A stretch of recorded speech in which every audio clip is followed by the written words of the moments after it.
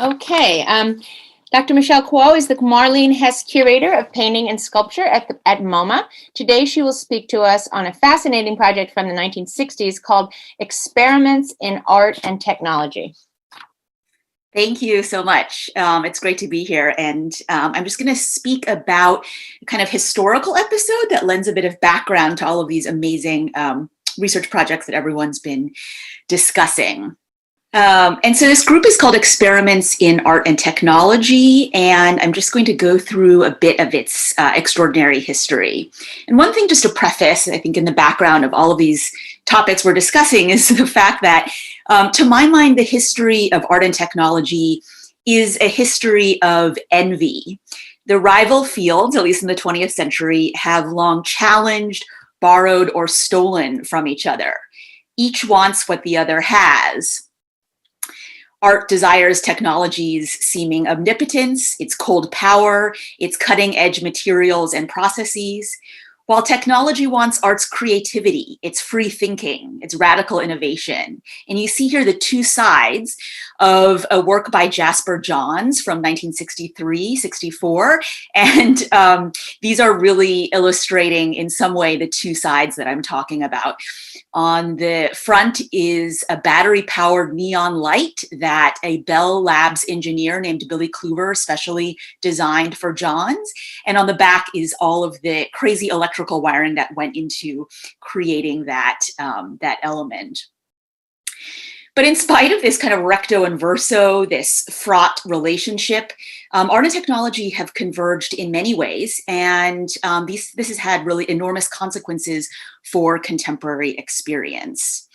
And that jealousy, but also that joining, are at the heart of an extraordinary moment in the 20th century when artists and engineers came together as both enemies and friends.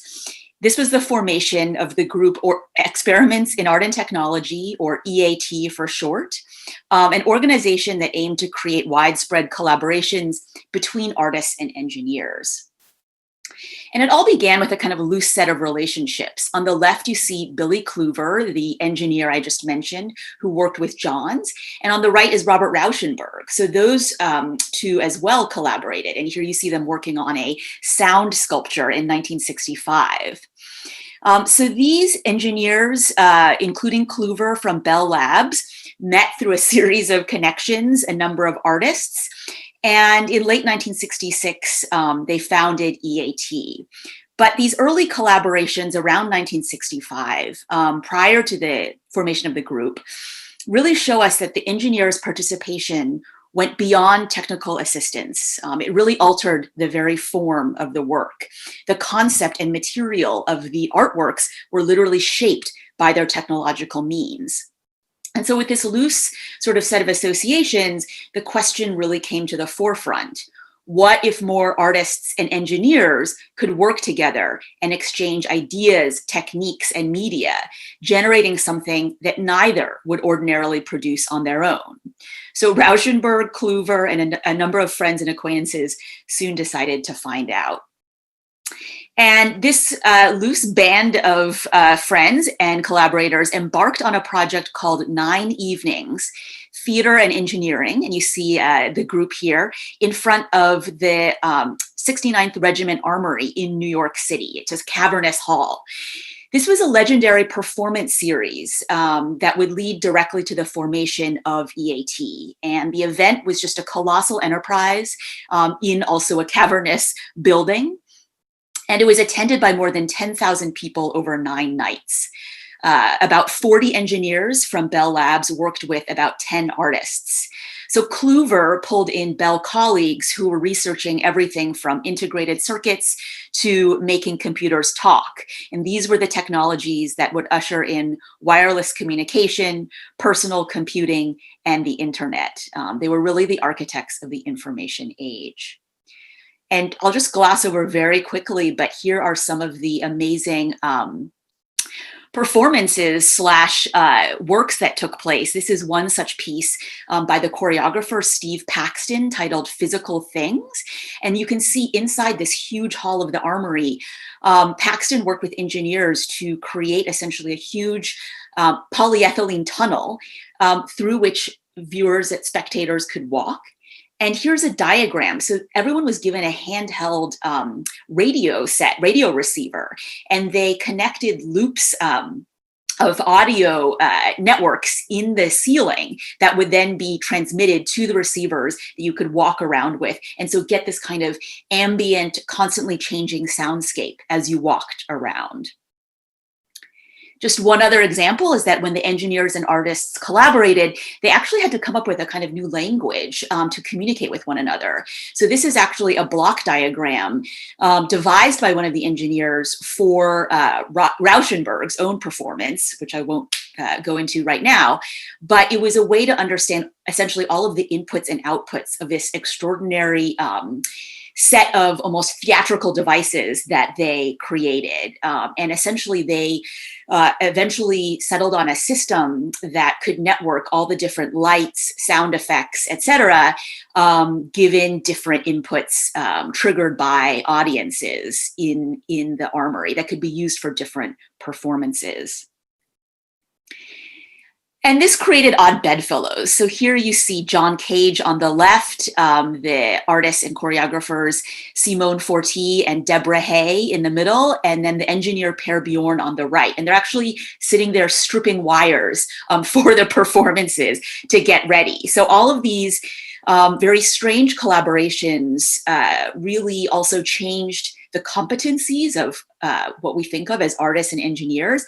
And beyond that, it really disturbed the model, the kind of linear logic of modernist progress in art, but also that of technological innovation. There were lots of unexpected surprises, mistakes, and experiments along the way.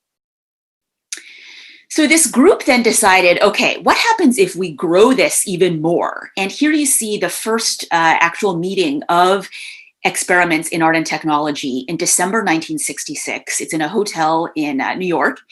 And lots of people came, as you can see. Kluver is speaking at the podium. And what happens is that the organization really starts to take on, to my mind, begins to parallel the growth of laboratory engineering and science as well, what's been dubbed big science. So just like artists used to labor away alone in a garret, so did engineers and scientists, right? But that changed drastically. So in the 20th century, you start to get these enormous laboratories that employ thousands of scientists working on mammoth experiments. And so EAT is this kind of unprecedented attempt to kind of take on that scale in the art world. And this is the an early organization chart for EAT.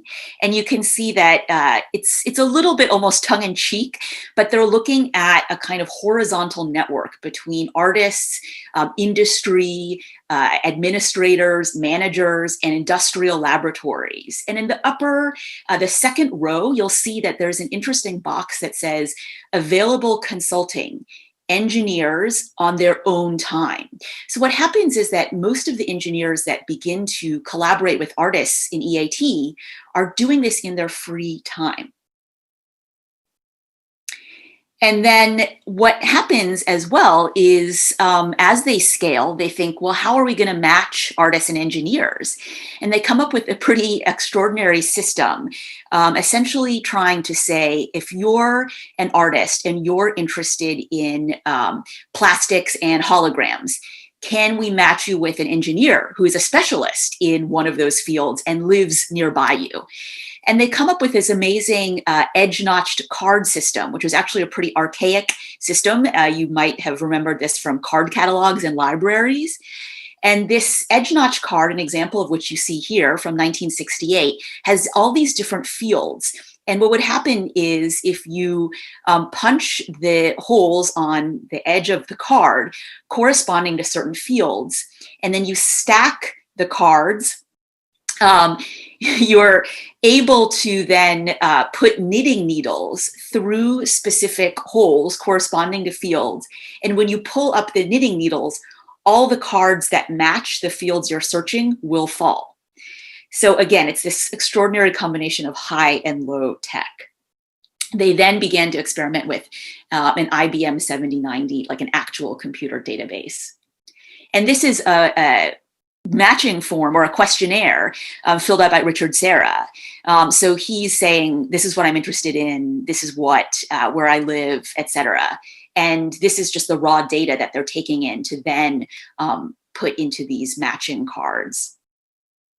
So EAT's development of this kind of astonishing set of media apparatuses is a really early form of information processing at the very moment of some landmark innovations in computing and, in fact, database matching at Bell. So EAT is trying to register, sort, and match artists and engineers. And here you see some of the home of some analogous operations in Murray Hill, New Jersey. This was the headquarters of Bell Laboratories at the time. And I just can't stress enough how singular Bell was in the history of this efflorescence of big science, because the mission of its parent company, AT&T, was precisely universal connectivity. So for nearly a century, Bell was literally the monopoly in the United States. It owned the network, the telephone network. And that network begat Bell Labs, which was hailed as the world's greatest industrial laboratory. A really interesting combination of corporate science and actually free science or free research. And here you see Kluver in the upper right with that neon letter he made for Johns. And on the left, the anechoic chamber, which Cage would make use of at Bell Labs. And on the lower right, scientists at Bell Labs working on one of the first lasers.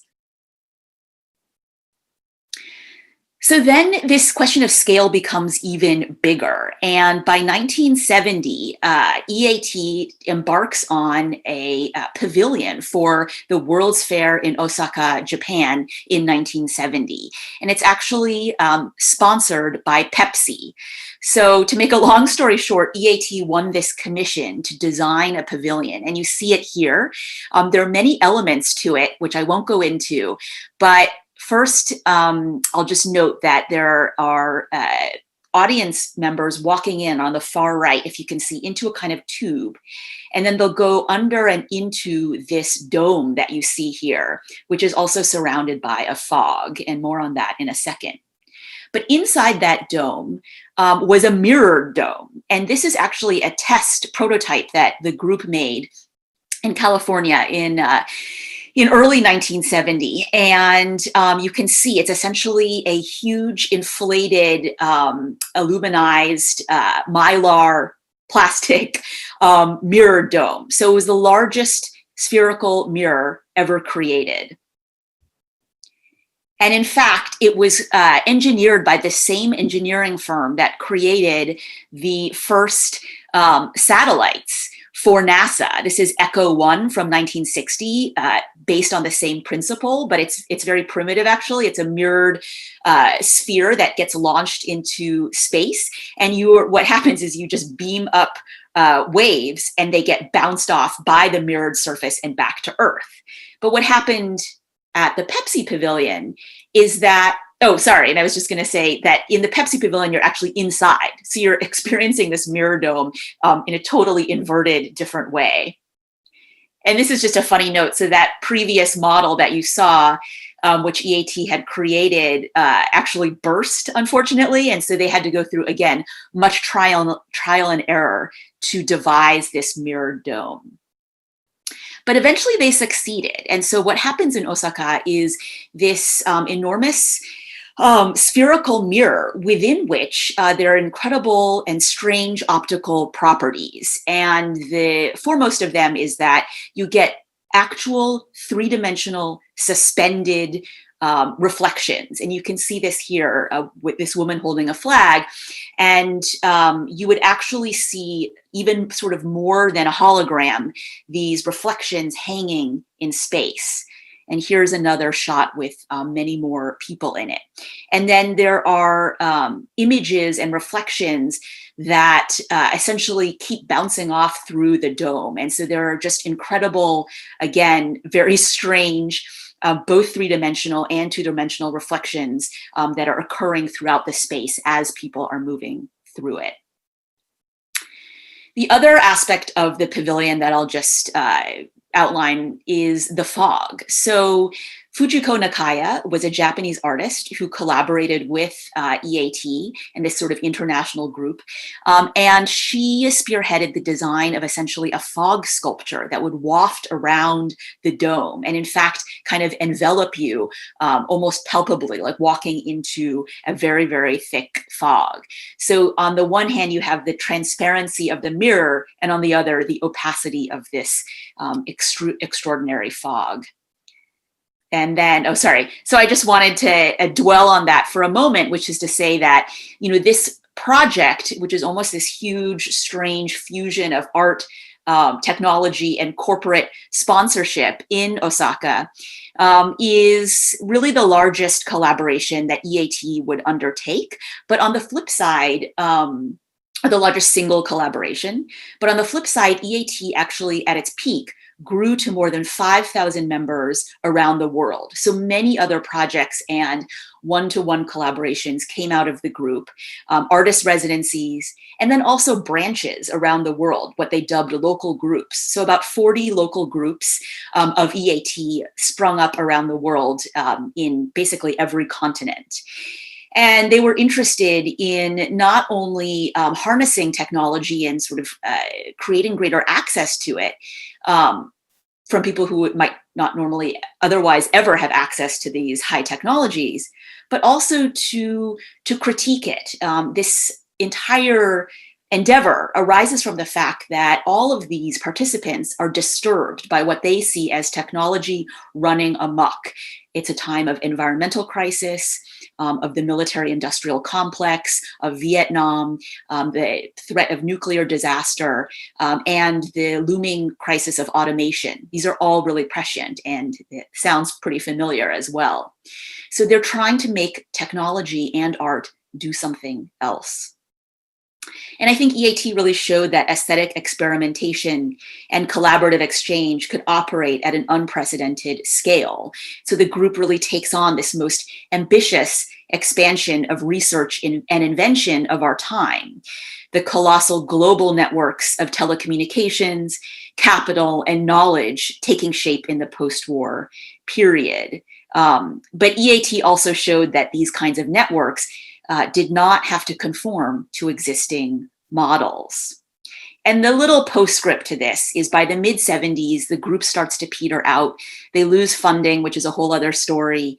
But the dream still lives on, and it lives on in very strange ways. One is that it has many after effects in the art world, and I think in culture at large. But in another vein, and I'll just show you this, this was the new Bell Labs that was constructed right around this time nearby in New Jersey by Saarinen, and it was dubbed the biggest mirror ever. And Bell Labs itself starts to peter out in the ensuing decades. AT&T's monopoly is broken up by the US government. And I think for me, this is just a startling visual metaphor coming from the fantastical involutions of the mirror dome at Pepsi into this gleaming, streamlined, corporate, linear facade. So that's what I have for right now, but I'd love to entertain questions as well.